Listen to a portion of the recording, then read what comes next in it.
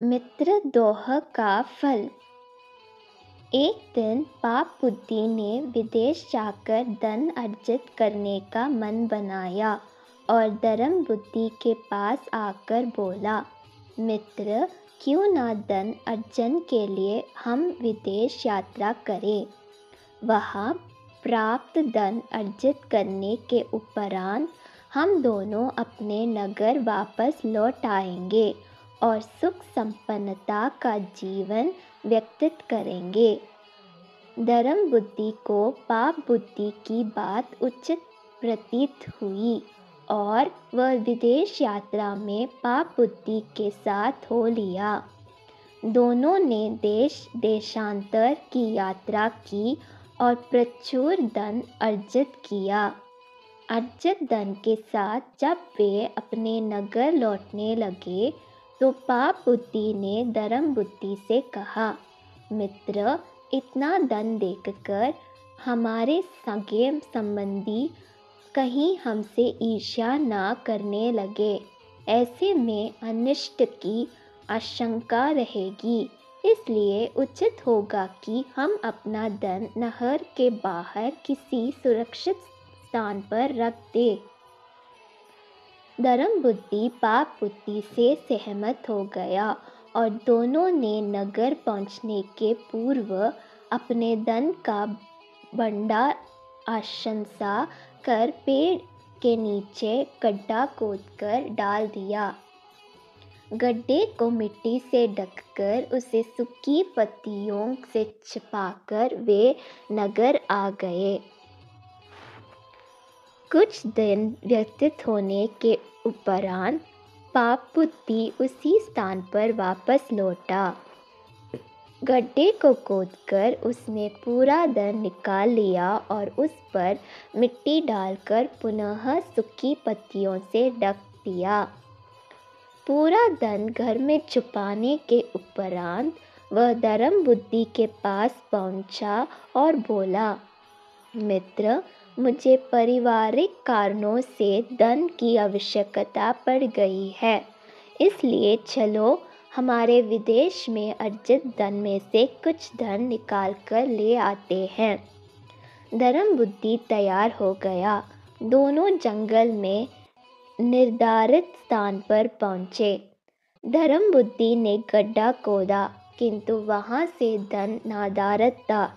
दुष्ट पाप बुद्धि रोने पीटने का नाटक करने लगा और धर्म बुद्धि पर धन चुराने का आरोप लगाने लगा। बात नगर के धर्माधिकारी के पास पहुंची। पाप बुद्धि ने धर्माधिकारी के समक्ष धर्म बुद्धि पर चोरी का आरोप लगाया और न्याय की गुहार लगाने लगा। धर्म बुद्धि अपने मित्र के इस व्यवहार से आश्चर्यचकित था। वह धर्माधिकारी के समक्ष चढ़वाता खड़ा रहा।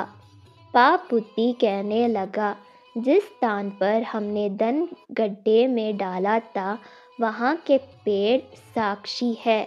आप उनसे पूछिए, वो जिस से चोर कहेंगे उसे चोर मान लिया जाएगा।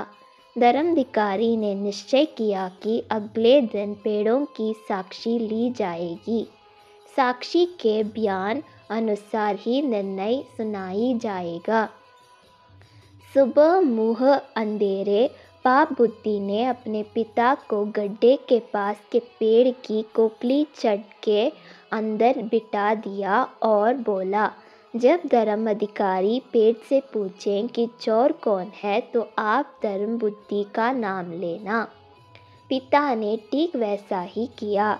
धर्माधिकारी ने जब पेड़ से पूछा, वनदेवता, धर्म बुद्धि और पाप बुद्धि के धन चोरी हो जाने के प्रकरण में आप साक्षी हैं, कृपया बताइए इन दोनों में चोर कौन है।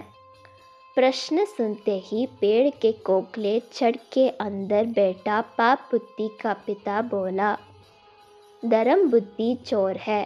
पेड़ का उत्तर सुन सब आश्चर्यचकित रह गए। धर्माधिकारी ने साक्षी स्वरूप पेड़ का उत्तर स्वीकार कर लिया। वह अपना निर्णय सुनाने को हुई ही थी कि धर्म बुद्धि ने पेड़ की खोखली छड़ में आग लगा दी। आग की लपटों के कारण पाप बुद्धि का पिता जुलूस गया और चीखते हुए पेड़ की छड़ से बाहर निकला।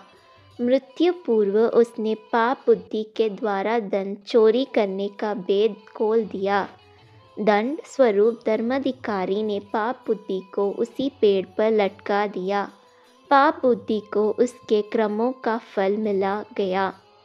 एक और उसके ऊपर पिता के वध का पाप चढ़ा और दूसरी ओर अपने कर्म का दंड भी मिला।